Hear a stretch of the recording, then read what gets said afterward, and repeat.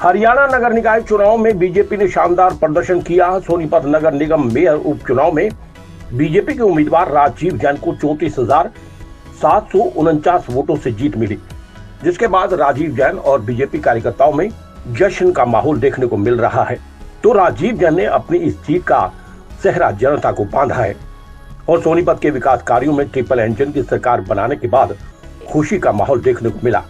देखिए इस रिपोर्ट में। आप ये तस्वीरें बीजेपी खेमे की देख रहे हो। आप तस्वीरों से देखकर अंदाजा लगा सकते हो कि कैसे नगर निगम के मेयर उपचुनाव में बीजेपी ने शानदार जीत हासिल की है। सोनीपत में हुई नगर निगम मेयर उपचुनाव की मतगणना में बीजेपी ने कांग्रेस पर बड़ी जीत हासिल की है और बीजेपी के राजीव जैन ने कांग्रेस के कमल दीवान को 34,749 वोटों से हराया। हालांकि जब नतीजे घोषित हुए तो दोनों उम्मीदवार गले मिलते हुए दिखाई दिए। बीजेपी के उम्मीदवार और अब विजेता राजीव जैन ने कहा कि इस जीत का श्रेय भारतीय जनता पार्टी के कार्यकर्ताओं और सोनीपत की जनता को जाता है। सोनीपत की जनता ने अपने विकास कार्यों के लिए बीजेपी को चुना है और अब बीजेपी की ट्रिपल इंजन की सरकार काम करेगी। सोनीपत का विकास कार्य और भी तेजी से होगा। तो उन्होंने कांग्रेस पर भी जमकर जुबानी बाण चलाई। उन्होंने कहा कि बीच चुनाव में प्रभारी बदलना कोई अच्छी बात नहीं थी। कांग्रेस के पास कोई भी अच्छा नेतृत्व नहीं है और बीजेपी विश्व की सबसे बड़ी पार्टी है। उन्होंने कहा कि अब सोनीपत के रुके हुए विकास कार्यों में तेजी आएगी। देखिए, प्राथमिकताएं मेरी मैं कई बार जो है दोहरा भी चुका हूं कि सबसे पहले जो हमारे प्रोजेक्ट लंबित पड़े हैं उनको पूरा कराना जो है मेरा लक्ष्य होगा, ताकि उनसे जो मिलने वाली सुविधाएं हैं लोगों को मिल सके। और उसके साथ साथ जो है जो और शहर की जो आधारभूत ढांचे को मजबूत करने के लिए जो भी काम होंगे वो करेंगे, चाहे सीवरेज से संबंधित हो, चाहे पीने के पानी से संबंधित हो, चाहे सड़कों से संबंधित हो, चाहे पार्कों से संबंधित हो।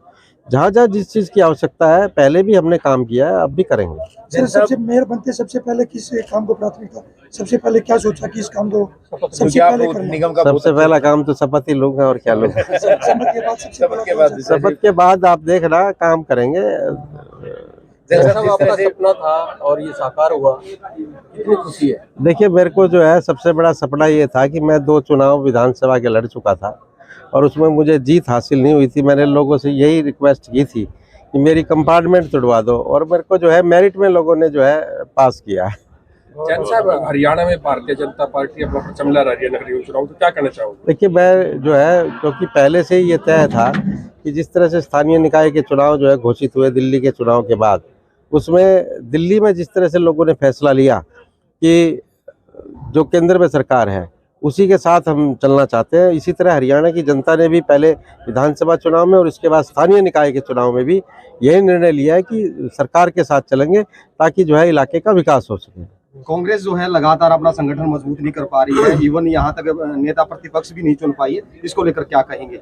देखिए, कांग्रेस की हालत ये है कि पूरे देश में कहो या हरियाणा प्रदेश में कहो, कमज़ोर हो चुकी है, बूढ़ी हो चुकी है, ना इनका दिमाग काम करता है। अब चुनाव के समय में प्रभारी को हटाना कौन सी रणनीति का जो है मैं समझता हूँ हिस्सा था।